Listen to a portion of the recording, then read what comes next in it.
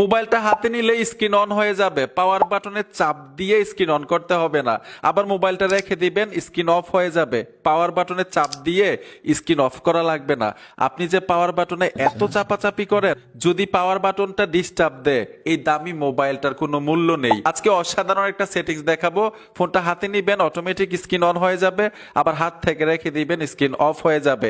পাওয়ার বাটনে বা আর চাপাচাপি করা লাগবে না। মোবাইলের মধ্যে এই সেটিংসটা অন করার জন্য ফোন থেকে সেটিংস অপশনে চলে আসবেন। প্রত্যেকটা মোবাইলেই কিন্তু এই সেটিংসটা আছে, শুধু অন করে রাখবেন ভাই। মোবাইলটা হাতে নিবেন, সাথে সাথে স্ক্রিন লাইট চলে আসবে।